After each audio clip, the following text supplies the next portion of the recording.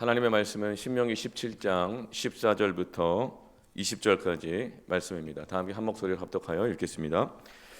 내가 내 하나님 여호와께서 내게 주시는 땅에 이르러 그 땅을 차지하고 거주할 때에 만일 우리도 우리 주위의 모든 민족들 같이 우리 위에 왕을 세워야겠다는 생각이 나거든 반드시 내 하나님 여호와께서 택하신 자를 내 위에 왕으로 세우실 것이며 내 위에 왕을 세우려면 내 형제 중에서 한 사람을 할 것이요 내 형제 아닌 타국인을 내 위에 세우지 말 것이며 그는 병마를 많이 두지 말 것이요 병마를 많이 얻으려고 그 백성을 애굽으로 돌아가게 하지 말 것이니 이는 여호와께서 너에게 이르시기를 너희가 이후에는 그 길로 다시 돌아가지 말 것이라 하셨음이며 그에게 아내를 많이 두어 그의 마음이 미혹되게 하지 말 것이며 자기를 위하여 은금을 많이 쌓지 말 것이니라.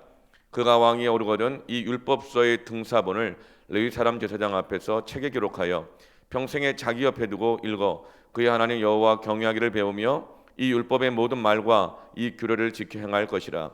그리하면 그의 마음이 그의 형제 위에 교만하지 아니하고 이 명령에서 떠나 좌로나 우로나 치우치지 아니하리니 이스라엘 중에서 그와 그의 자손이 왕위에 있는 날이 장구하리라.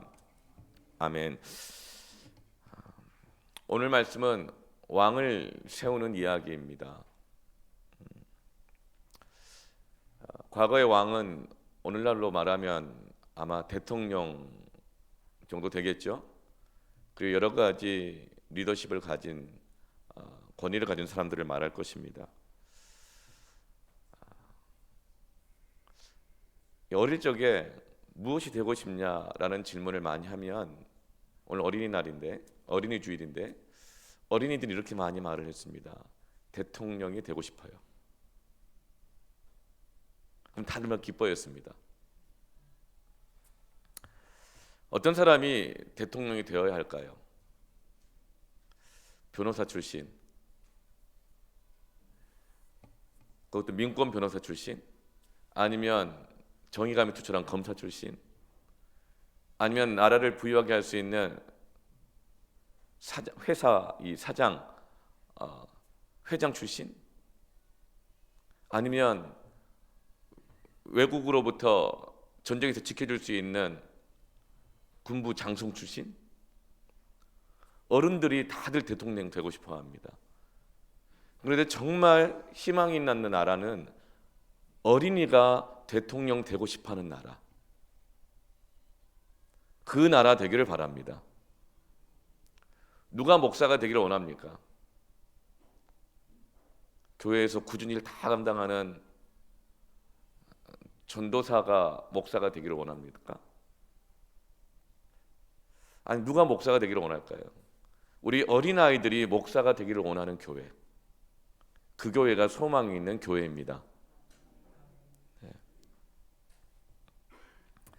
오늘 14절 말씀을 보면 이스라엘 백성들이 이제 이 가나안 땅에 들어가면 주위의 모든 민족들 같이 우리 위에 왕을 세워야겠다는 생각이 나거든. 가나안 땅에 들어가게 되어지면 이스라엘 백성들이 왕을 세워야겠다는 생각을 하게 된다는 거예요. 말씀만으로, 믿음만으로 안 될 것 같은 생각이 들어서 특별히 주변 힘 있는 나라들을 보면 멋진 왕들이, 힘 있는 왕들이 있거든요. 그래서 이 치열한 현실의 세계인 가나안 땅에서는 이제는 믿음만으로, 말씀만으로는 살아가기 어렵고 나를 도와주고 지켜줄 수 있는 어떤 왕과 같은 힘있는 사람이 필요하다, 이런 생각이 나거든. 그런 생각이 들 거라는 거예요. 직장에 갔더니, 사업을 시작했더니 말씀만으로, 믿음만으로, 하나님만으로 안 될 것 같아서 왕 같은 사람 어디 없나? 그런 생각이 들 거라는 것입니다.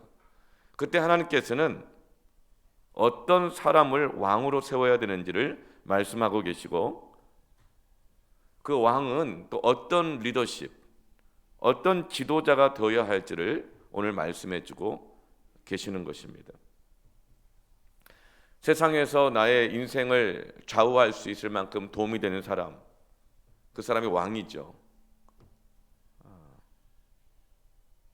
여러분, 어떤 사람이 왕이 되어야 할까요? 어린이든 정치인이든 변호사 출신이든 검사 출신이든 사업가 출신이든 어떤 왕이 되어야 할까 오늘 말씀해주고 계시는 것입니다. 그런데 하나님은 원래 왕을 세우는 것을 기뻐하지 않으셨습니다. 사무엘상 8장에 보면 이스라엘 백성들이 이제 가나안 땅에 들어와서 이 12명의 사사들, 오직 하나님의 말씀으로 그리고 기도로 하나님의 임재와 예배로 그 백성들을 다스리고 가르치고 안내하고 지키고 보호하였던 그 사사들이 다스렸던 그 나라, 하나님만이 다스렸던 그 나라, 그 세월이 지나고 난 다음에 12사사가 지나갔어요. 그래서 이스라엘 백성들이 그 사사들한테 다 신물이 나고 질려버렸는지 식상했는지 실망했는지 모르겠지만 그제서야 이제 주변 나라들을 보면서 왕이 필요하다고 생각을 하면서 마지막 사사요 첫 번째 이 선지자인 사무엘 사사를 찾아가서 왕을 세워달라고 요구를 합니다. 그때 사무엘상 8장 6절 7절에 우리에게 왕을 주어 우리를 다스리게 하라 했을 때에 사무엘이 그것을 기뻐하지 아니하였다 그랬어요. 왜요? 자기가 사사인데 말씀으로 기도로 예배로 이 백성들을 좀 잘 지키고 꾸려가고 있는데 왕을 세워달라 그러니까 기뻐하지 않는 것이죠. 그 7절에 여호와께서 사무엘에게 이르시되 백성이 내게 한 말을 다 들으라. 이는 그들이 너를 버림이 아니요. 그러니까 사무엘은 이제 나를 버리고 다른 왕을 원하는 것 같아서 사무엘은 마음이 기쁘지 않았던 거예요. 근데 하나님 뭐라고 말씀하세요? 그들이 너를 버림이 아니고 나를 버려 자기들이 왕이 되지 못하게 함이니라. 지금까지 하나님께서는 사사들을 통하여서 하나님이 왕이신 것을 늘 보여주셨어요. 말씀으로 다스리셨고 기도 가운데 응답하여 주셨고 거룩한 백성이 되게 하시면서 그 정말 이 기복이 심하고 실망스러운 12명의 사사가 계속 바뀌는 중에도 하나님은 그 백성들을 지켜오셨습니다. 그런데 이제 이스라엘 백성들이 단지 사사를 버리고 왕을 요구하는 것이 아니라 하나님을 버려 이제 자기들의 왕이 되지 못하게 하는 것이라고 하시면서 왕을 세워달라고 하는 요구를 기뻐하지 않으셨습니다. 그런데 사무엘상 8장 9절 말씀 보면 그러므로 그들의 말을 듣되 그들의 요구를 들어주라는 거예요. 너는 그들에게 엄히 경고하고 그들을 다스릴 왕의 제도를 가르치라. 하나님은 하나님 뜻은 아닌데 자꾸 요구하고 매달리고 생떼를 쓰면 허용하실 때가 있습니다. 근데 사람들은 그것을 하나님의 뜻이라고 착각하고 악용해요. 하나님의 뜻은 아닌데 워낙 매달리면 허용해 줄 때가 있어요. 그런데 그것 때문에 결국은 고통을 당하게 될 것을 엄히 경고하십니다. 생떼를 쓰고 매달려서 얻어내는 것은 반드시 부작용이 있다는 것을 엄히 경고하십니다. 이것은 하나님이 뜨거운 맛을 봐야 다시 안 그럴 것이라고 교육적인 차원에서 허용하시는 것이 아니에요. 우리는 그런 식으로 합리화할 때가 많거든요. 실패도 해봐야지. 뜨거운 맛을 봐야지. 그래야지 언젠간 돌아오고 정신 차려. 하나님은 사랑이시니까. 그런 식으로 합리화하는데 이 하나님의 허용적인 사랑은 최선이 아닌 차선 속에서도 우리를 너무 사랑하셔서 우리를 보호하시기 위해서 그때부터 이제 경고가 들어가시고 가르치시는 엄한 교육이 말씀이 들어가게 되는 때인 것입니다. 그래서 하나님이 우리에게 허용적 사랑을 하실 때는 하나님의 경고를 엄하게 받아들이고 하나님의 그 말씀을 더욱더 귀 기울여 들어야 하는 것입니다. 야곱은 항상 속이는 자 아니었습니까? 수단과 방법으로 가리지 않고 속여서 자기가 원하는 것은 다 얻어내고야 말았어요. 입만 열면 거짓말이었어요. 형을 속였어요. 아버지도 속였어요. 그리고 나중에 사장님도 속여요. 사장님 누구예요? 삼촌 라반. 계속 속이면서 자기 뜻을 이룹니다. 그런데도 불구하고 하나님은 그 야곱을 끝까지 지켜주시고 보호하여 주셔요. 그 속이고 사는 것이 하나님의 뜻이기 때문이 아니에요. 하나님이 야곱을 사랑하시기 때문에 허용적인 사랑을 베풀어주고 계시는 것입니다. 그래서 야곱은 자기 뜻대로 살다가 결국 부자가 되죠. 그런데 돌아오는 길에 모든 것을 잃어버릴 위기에 처하게 됩니다. 그러자 야복 강가에서 하나님의 천사를 붙잡고 축복해달라고 때를 쓰는 거예요. 그렇게 하나님과 씨름하다가 야곱은 하나님께서 그의 환도뼈를 부러뜨려 버리십니다. 평생 다리를 저는 불구자가 되는 허영적 사랑 안에서의 엄한 경고, 부작용을 겪게 되는 것입니다. 그런데 하나님께서는 야곱의 환도뼈를 부러뜨리시고 그를 평생 불구가 되어서 다리를 저는 자가 되게 하시지만 바로 그것에서 야곱에게 이스라엘이라는 이름을 주십니다. 이스라엘이라고 하는 뜻은 하나님과 겨루어 이겼다는 뜻입니다. 어떻게 여러분 사람이 하나님과 겨루어서 이기겠어요? 어린아이가 어떻게 그 아버지와 겨루어서 이길 수 있겠어요? 근데 이기죠. 자식들이 부모 다 이겨먹잖아요. 그게 이스라엘이에요. 하나님이 져주시는 거예요. 허영적 사랑을 베풀어주고 계시는 것입니다. 야곱이 이기는 것 같지만 하나님의 허영적 사랑 안에서 하나님께서는 야곱의 환도뼈를 부러뜨리시고 평생 불구가 되는 후유증이 있다 하더라도 그렇게 해서라도 이제는 하나님을 의지하는 자로 만드시고 야곱을 통해서 이스라엘의 12지파가 나오게 하시겠다는 것이 바로 하나님의 엄한 경고가 있는 허영적인 사랑인 것입니다. 그래서 하나님은 말도 안 되는 그 요구 속에서도 이것이 분명히 바른 길은 아니지만 빙빙 돌아가더라도 다리를 부러뜨려서라도 사망의 불구덩이에 떨어져 멸망하지 않도록 말씀의 표지판을 주고 계시는 것입니다. 사랑하는 성도 여러분, 떼쓰면 하나님 다 들어주셔. 실패해도 지금 내 뜻대로 내 욕심대로 살아도 하나님은 사랑이시니까 다 들어주셔. 이것도 경험이지 뭐. 여러분, 그런 방종하는 하나님을 함부로 여기는 여러분 그런 하나님의 허용적인 사랑이 아닌 거예요. 하나님의 허용적 사랑 안에서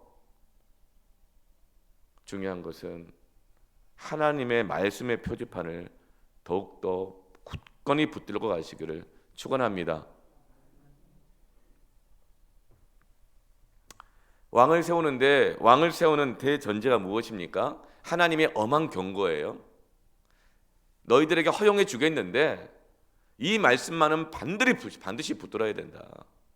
왕을 세우는데, 왕을 찾는데, 너 도와줄 사람 찾는데 누구를 세워야 될 것인가? 그 대전제가 15절 말씀입니다. 반드시 내 하나님 여호와께서 택하신 자, 네가 택한 자 말고 하나님께서 택하신 자. 이 말은 뭐예요? 네가 붙드는 자가 말고 하나님이 붙들고 계시는 자, 하나님께 완전히 붙들려진 자, 그 사람을 당신의 도울 왕으로 세우기를 바랍니다. 그리고 또 누구예요? 내 형제 중에서 한 사람을 할 것이요. 멀리서 찾지 말고, 이방인들 중에서 찾지 말고, 믿음이 다른 자들 중에서 찾지 말고, 같은 믿음을 가진, 같은 아버지를 가진 하나님을 믿는 형제들 중에서 그 가운데서도 하나님께 완전히 붙들려 있는 그 사람을 너를 도울 왕으로 세우라는 것입니다. 고린도후서 6장 14절 15절에 너희는 믿지 아니하는 자와 멍에를 함께 매지 말라. 의와 불법이 이와 어찌 함께하며 빛과 어둠이 어찌 사귀며 그리스도와 벨리알이 어찌 조화되며 믿는 자와 믿지 않는 자가 어찌 상관하며. 우리는 왕 될 사람, 나를 도와줄 수 있는 사람, 지도자, 동역자, 심지어 배우자 찾을 때 교회 다니는 사람들이나 하나님께 정말 붙들려 있는 사람들을 보면 무시하는 경향이 있어요. 그렇게 매력적으로 안 봐요. 오히려 믿음이 너무 적고 정말 하나님께 꽉 붙잡혀 사는 사람들을 보면 오히려 내 인생에 방해가 될 것 같아요. 도움은커녕 맨날 교회 나오라 그러지, 기도하라 그러지, 헌신하라 그러지, 전도하라 그러지. 그래서 하나님께 붙잡혀 있지 않은 사람이나 적당하게 붙잡혀 있는 사람을 왕으로 세우려고 찾습니다. 그런 사람을 배우자로 얻으려고 그래요. 그러나 하나님은 뭐라고 말씀하세요? 정말 너에게 도움이 되는 왕은 멀리 있는 것이 아니다. 세상에 있는 것이 아니다. 보이지 않는 곳에 있는 것이 아니라 형제들 중에서 하나님께서 택하신 자, 붙들림 받은 자 중에 있다는 것입니다. 여러분, 여러분을 도울 자 멀리서 찾지 말고 한 아버지를 믿는 같은 믿음의 한 형제들 안에서 찾으시길 축원합니다. 좀 좋아 보이고 도움될 것 같고 나 편하게 해주고 자유롭게 해줄 것 같고 그런 사람 택하면 결국 야곱처럼 환도뼈 부러지고 평생 불구자가 된다 하더라도 하나님이 그렇게 저주가시면서까지 야곱을 구원하시려고 하는 그 허영적 사랑을 경험하게 될 거예요. 여러분, 그러나 그때에도 반드시 하나님의 이 엄하신 말씀을 붙드시기를 축원합니다. 이런 마귀가 제일 좋아하는 게 뭐예요? 나의 힘이 될 것을 찾기 위해서 이리저리 다니는 거예요. 이리저리 다니는 거예요. 이런 사람들은 또 금방 식상해야 합니다. 금방 지루해야 합니다. 처음에는 너무너무 좋았다가 이것이 나중에 당연한 것이 돼버리면 그 다음부터는 식상해지고 지루해하면서 이제는 불평과 불만들이 굉장히 많이 나오는 거예요. 그러면서 왕될 사람을 찾기 위해서 이리저리 옮겨 다니는 것이죠. 그러다가 끝까지 방황하는 인생이 되어지는 거예요. 여러분, 왕은 어디에 있는가? 멀리 있는 것이 아니라 하나님이 택한 형제들 가운데 있습니다. 누가 왕이 되는가? 사무엘처럼 평생의 성전에 살다가 여호수아처럼 회막을 떠나지 않다가 사도행전에 120명의 성도들이 약속하신 말씀을 붙잡고 예루살렘을 떠나지 않고 머물러 있다가 성령 받으면 그 실패자들이, 그 불구자들이, 그 평범한 자들이 변화가 되어서 왕 같은 제사장으로 세워지는 것입니다. 그러므로 반드시 여호와께서 택하신 자, 반드시 내 형제들 중에서 이리저리 옮겨 다니지 않고 형제들 중에서 하나님께 붙들림을 받은 자, 그를 왕으로 세우기를 바랍니다. 그렇다면 이제 왕으로 세워졌다면, 지도자로, 직분자로 세워졌다면 어떻게 해야 되는가? 오늘 4가지를 말씀을 드릴 텐데, 첫 번째로 따라합시다. 병마를 많이 두지 말라. 이제 만약에 네가 가나안 땅의 세상의 삶에 들어와서 믿음만으로 안 될 것 같아가지고 여기저기 기웃거리고 누구 나 도와줄 사람 없나 그렇게 찾는 믿음이 연약한 사람들이 있다면 네가 그 사람에게 왕 역할을 해줘야 될 거 아니야. 그렇다면 그 연약한 자를 돕는 왕은 어떻게 되는가? 첫 번째로 병마를 많이 두지 말라. 16절 말씀이에요. 16절에 병마를 많이 두지 말 것이요. 가나안 왕들은 자기의 힘을 과시하고 자기 나라를 보호하고 왕자를 지켜내기 위해서 병마를 많이 두었습니다. 이런 병마를 많이 두지 말라. 그리고 또 이스라엘 왕이 될 때에 그 왕은 이 병마를 얻기 위해서 애굽으로 그 백성들을 보내지 말라는 거예요. 이것은 지도자들이 사람들을 바라볼 때 내 병력으로만 보지 말라는 거예요. 사람을 힘으로 여기지 말라는 거예요. 사람의 숫자들을.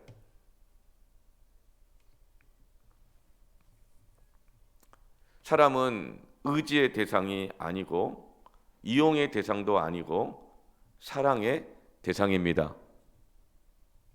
그런데 왕이 되어가지고 병마의 숫자를 힘으로 생각하니까 백성들을 이용해서라도 병마를 많이 얻게 하려고 하는 거예요. 이것은 병마를 의지하는 것 같지만 하나님 아닌 그 무엇이라도 힘이 될 만한 것들은 의지하는 거예요. 사람을 의지하고 사람을 이용해서라도 도구로 해서라도 힘을 얻으려고 하는 것입니다.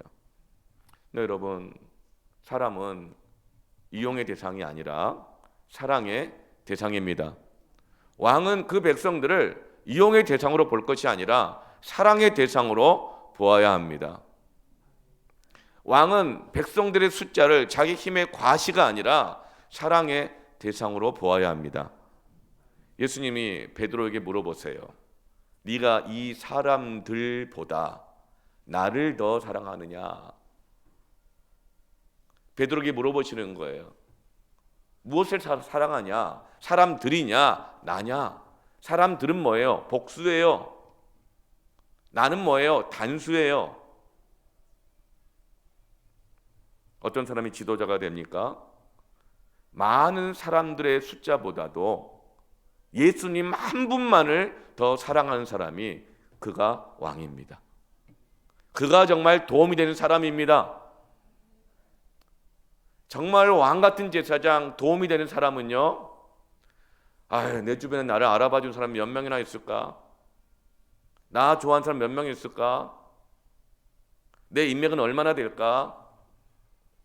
그거 찾아다니고 그거 계산하고 있는 사람은요, 결국 사람들에게 요구하게 되어지고 결국 사람들한테 집착하게 되어지고 결국은 사람들을 자신의 감정의 만족과 안정감을 위해서 이용해 먹는 사람이 되고 말아요. 자기의 의도와 상관없이. 그런 사람은 왕이 될 수 없다는 거예요. 사람들보다 예수님 한 분만을, 하나님 한 분만을 많은 병력들보다, 많은 병마보다 하나님 한 분만을 사랑할 수 있는 사람, 그 사람이 왕이 되는 것입니다. 예수님께서 베드로에게 이 사람들보다 나 하나를 더 사랑하느냐? 그렇다면 내 양을 먹이고 내 양을 치고 내 양을 사랑해라. 그 다음에 사명을 주시는 것입니다. 여러분, 일보다 사람들보다 하나님이 먼저입니다. 사람들보다 예배가 먼저입니다. 사람들은 그냥 싸돌아다니면서 다 만나면서 확인받고 확인해주고 하면서 하나님의 사랑을 확인하지 않는 사람, 왕이 될 수 없어요. 종노릇하게 되어집니다. 여러분, 사람들의 숫자보다 일보다도 하나님과의 사랑의 관계가 더 중요한 것입니다. 이것을 지금 엄하게 경고하고 있는 거예요.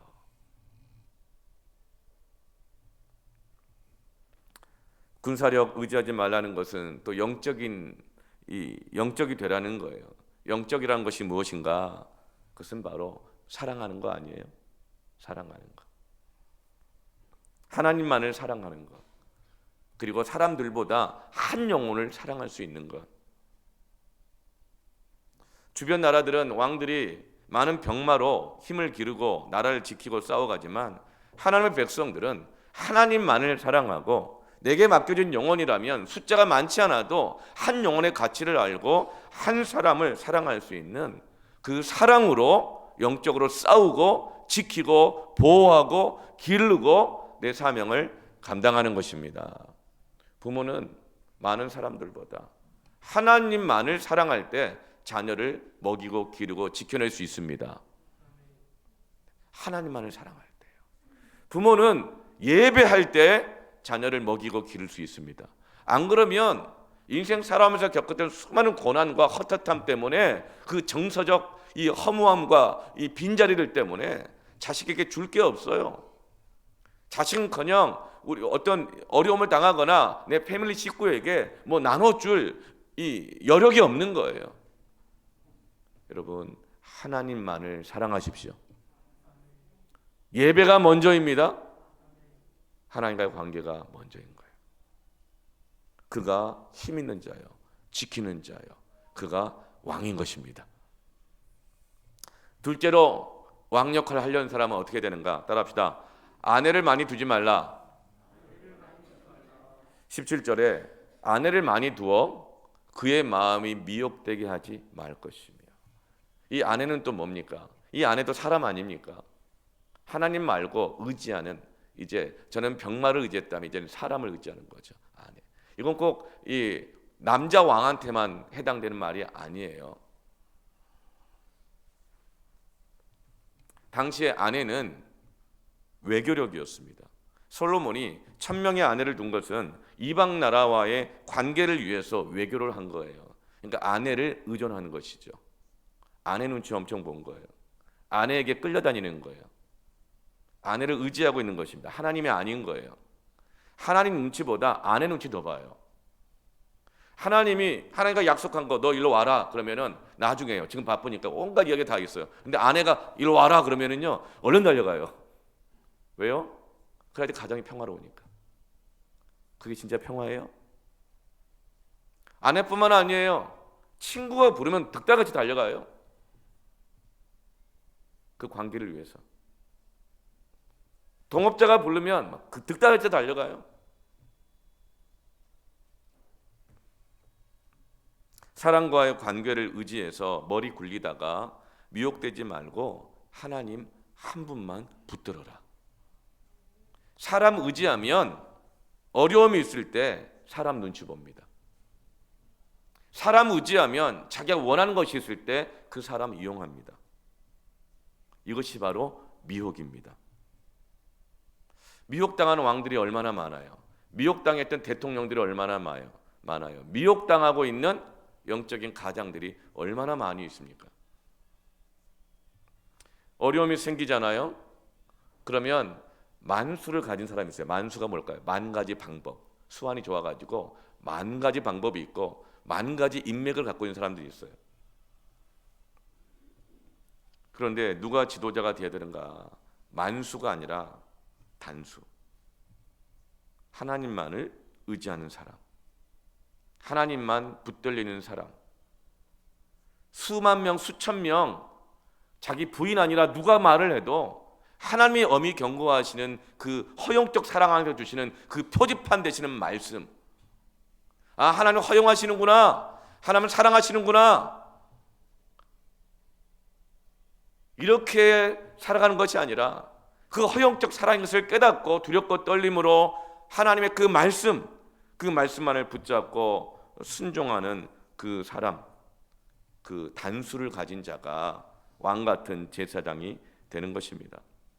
인생이 복잡할 때, 믿음만으로 안 될 것 같을 때, 그때 여러분, 그때는 사람의 수를 줄여야 합니다.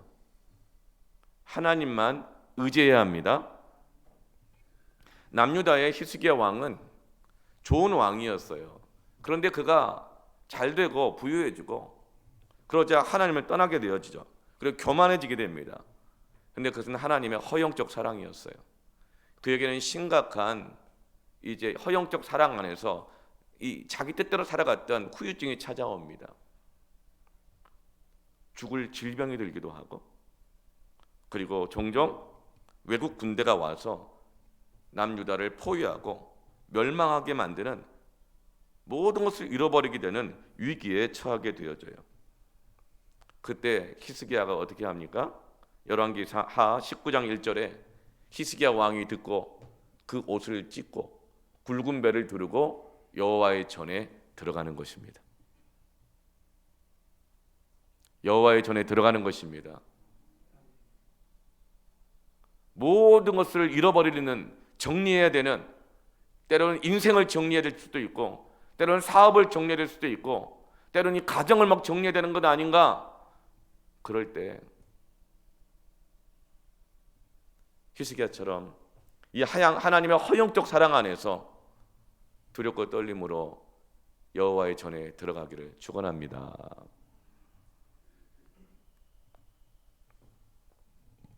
자신의 모든 계획과 방법을 내려놓고 단수로 돌아가서 하나님 앞에 나와서 엎드려 기도하는 것입니다. 수많은 경우의 수를 계산하면서 여기저기 쫓아다니고 눈치 보고 의지하는 것이 아니라 그 수많은 방법들을 다 내려놓고 하나님의 전에 들어가는 그 자가 왕 같은 제사장입니다. 그가 결국은 회복시킬 것이고 다스릴 것이고 지켜낼 것이고 이길 것입니다. 오늘 이 시간 아내 의지하지 말고 사람들을 의지하지 말고 병마들을 의지하지 말고 사람들과의 관계의 경우의 수를 의지하지 말고 오직 하나님만 의지하는 단수 인생 되기를 축원합니다. 세 번째로 따라합시다. 은금을 많이 쌓아두지 말라. 17절에 자기를 위하여 은금을 많이 쌓지 말 것이며, 쌓아둔다는 건 뭐예요? 흐름을 막고 고이게 한다는 거예요. 마태복음 6장 19절에 너희를 위하여 보물을 땅에 쌓아두지 말라. 거기는 좀과 동록이 해하며 도둑이 구멍을 뚫고 도둑질 하느니라. 여러분, 하나님이 우리에게 주는 재물은 흐르게 해야 합니다. 흐르게 한다는 것은 사용한다는 것입니다. 여러분, 이스라엘에 가면 물이 흐르지 않고 쌓이기만 해서 어떤 생명도 살 수 없는 죽은 호수가 있어요. 그게 바로 사해입니다. 죽은 바다다, 이 뜻이에요. 한번 따라해 보실까요? 흐르면 갈릴리 되고 쌓이면 사해 된다. 꼭 기억하시길 바랍니다. 네. 재물은 흐르면 갈릴리가 돼요. 주님이 갈릴리에서 가장 많은 복음을 전하시고 이적과 기사를 행하셨습니다. 그러나 재물은 쌓이면 죽음의 바다밖에 안 되는 거예요. 누가복음 6장 38절 말씀에 주님이 말씀하십니다. 주라, 그리하면 너에게 줄 것이니 곧 후히 되어 누르고 흔들어 넘치도록 하여 너에게 안겨주리라. 너희가 헤아리는 그 헤아림으로 너희도 헤아림을 도로 받을 것이니라. 이 메시지는 아주 간단합니다. 주라는 거예요. 따라합시다. 주라. 네. 여러분, 주면 어떻게 될까요? 당장 내 지갑 열고 꺼내서 주면 어떻게 될까요? 당장 내 지갑 열고 하나님 앞에 헌금하고 드리면 어떻게 될까요? 당장 내 이 통장 계좌에서 이체하면 하나님께 드리면 어떻게 될까요? 그 지갑이, 주머니가, 그 통장 계좌가 비지 않겠어요? 주라 그러면 비지. 그렇지만 내가 채워줄 거야. 후히 되어서 넘치도록 안겨줄 거야. 왜? 다른 사람들은 그 사람에게 내가 하나님의 은혜를, 물질을 주면 그걸 다 자기에게만 쌓아놓고 있어. 다 자기에게만 쌓아놓고 있어. 그런데 너를 주면 너는 다른 사람에게 나누어 주네. 하나님의 일을 위해서 그것을 사용하네. 그러면 이제부터 나는 너를 축복의 파이프관으로 사용하겠다, 이 뜻인 것입니다. 여러분, 하나님이 주시는 물질은 사용해야 합니다. 여러분, 우리가 월급을 받든지 연봉을 받든지 스톡옵션을 받든지 공돈이 생기든지 이 모든 것은 하나님이 주시는 것입니다. 하늘에 나는 새들도 그들이 먹는 것 하나하나까지라도 다 하나님이 주시는 것입니다. 하나님이 주시는 것은 사용해야 합니다. 쌓아두지 말고 사용하십시오. 흐르게 하십시오. 지혜로운 왕 솔로몬은 얼마나 하나님 주신 지혜로 부유해졌든지 금을 쌓아놨어요. 근데 그 금을 쌓아놓기만 하지 않아요. 뭘 해요? 열왕기상 10장 16절에 솔로몬 왕이 쳐서 느린 금으로 큰 방패 200개를 만들었으니. 금을 처박아 두지 않고 방패를 만들어요. 왜냐하면 전쟁이 일어날 때 이 금방패는 최첨단 레이저 무기와 같아요. 적군들이 가장 무서운 말을 타고 기마병들이 막 몰려오게 되어지면 금방패를 들어서 태양빛을 반사하여 비추면 달려오던 그 말들이 다 꼬꾸라지면서 적들이 무너지는 것입니다. 금을 쌓아두지 않아요. 금을 그 나라를 지키고 보호하는데 하나님의 일을 위해서 무기로 사용하는 것입니다. 여러분, 재물을 쌓아두지 말고 하나님의 역사를 이루는 무기로 사용하시길 바랍니다. 우리나라가 IMF로 정말 어려웠을 때 집집마다 다 쌓아두었던 모든 금은 패물들을 다 모아서 이 나라를 살리지 않았습니까? 여러분,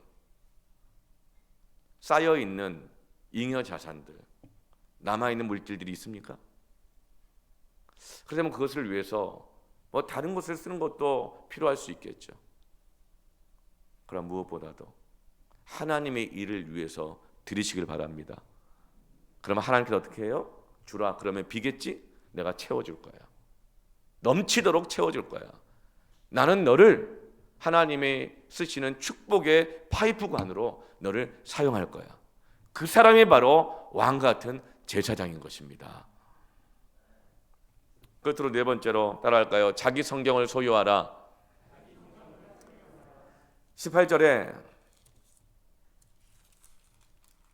그가 왕위에 오르거든 이 율법서의 등사본을 레위 사람 제사장 앞에서 책에 기록하여 19절에 평생에 자기 옆에 두고 읽어. 당시의 성경책은 너무나도 귀했습니다. 오늘날 재물의 가치로 따지면 수억 원에 해당할 정도였어요. 그래서 성경 너무 귀하고 비쌌기 때문에 제사장 한 사람 정도만 가질 수 있었어요. 그런데 왕의 최고의 특권이 뭘까요? 그것은 그 비싼 성경을, 귀한 성경을 등사본으로 필사해서 개인으로 가질 수가 있었다는 것이 왕이 가진 최고의 특권이었습니다. 왕의 힘은 마병의 수에 있는 것이 아니고 아내들에 있는 것이 아니고 사람이 아니고 재물이 아니고 오직 하나님의 말씀에서 나오는 것입니다. 왕 되는 것은 하나님의 뜻이 아니었습니다. 하나님의 허용적인 사랑이었습니다. 부작용이 잠재되어 있는 허용적인 사랑인 것입니다. 여러분, 그 가운데서 우리가 무엇을 의지해야 되겠습니까? 자기 성경을 소유하시기를 바랍니다. 자기의 말씀이 있어야 됩니다. 자기 곁에 두어야 합니다. 권력, 명예, 정치력, 부유함 누구나 다 얻기를 원하죠. 근데 얼마나 많이 추구하고 하나님 앞에서 매달립니까? 그런데 그 허용적 사랑 안에서 원하는 것을 얻었다가 그 심각한 후유증에 빠져 평생 불구로 살고 멸망에 떨어지지 않기 위해서는 반드시 자기의 성경을 가져야 합니다. 다들 자기 성경 있다 그러더라고요. 요즘 다들 핸드폰에만 있으니까. 여러분, 핸드폰 어플 성경이 자기의 성경이 될 수 있을까요? 핸드폰 어플 성경은요, 검색용이지, 급할 때 검색용이지, 핸드폰 어플 성경 가지고 매일 성경 읽고 그 말씀 묵상하는 분 혹시 있으세요? 나의 성경은 내가 읽고 내가 줄긋고 내 눈물 자국이 남아있고 내 손때가 묻은 성경이 내 성경이 되는 것입니다. 왕 역할을 해야 될 사람들, 가장들, 직분자들, 사역자들, 내 눈물 자국이 있고 내 손때가 묻은 성경이 있어야 합니다. 그래야 이 하나님의 허용적 사랑 안에 있는 부작용을 감당하고 피해가고 다리를 절고서라도 하나님 나라에 들어갈 수가 있고 하나님의 뜻을 이룰 수 있게 되는 것입니다. 성경이 더러울수록 영혼이 깨끗하고 성경이 깨끗할수록 영혼이 더럽다. 성경이 더러울수록 영혼이 깨끗하고 성경이 깨끗할수록 영혼이 더럽다. 요즘 아이들이 무엇이 되기를 원해요? 많은 경우 아이돌, 그리고 더 많은 경우는 부자. 하나님 허용하십니다. 그러나 하나님 없는, 하나님 의지하지 않는 그 허용 안에는 무서운 심각한 부작용이 있습니다. 여러분, 자녀를 지키고 자녀를 정말 왕 같은 제사장으로 세울 수 있는 것은 무엇일까요? 기억하세요. 성경이 더러울수록 영혼이 깨끗하고 성경이 깨끗할수록 영혼이 더럽다. 하나님의 허영적 사랑을 함부로 여기지 말고 이 하나님의 엄한 경고를 들으셔서 우리에게 맡겨진 자녀들을 왕 같은 제사장으로 세우시고 여러분이 왕 같은 제사장, 하나님만 의지하는 왕 같은 제사장 되기를 축원합니다. 자기의 성경을 가진 자, 그 사람이 왕인 것입니다. 요한복음 15장 7절에 너희가 내 안에 거하고 내 말이 너희 안에 거하면 무엇이든지 원하는 대로 구하라. 그리하면 이루리라.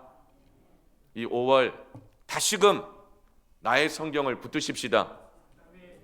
큰 숨 맑은 샘 밑줄 긋고 눈물 찍어내고 내 손대에 묻고 붙드십시다. 나의 성경을 붙드십시다. 그리하면 모든 것들이 이루어지게 될 것입니다. 아멘. 함께 찬양하고 기도할까요?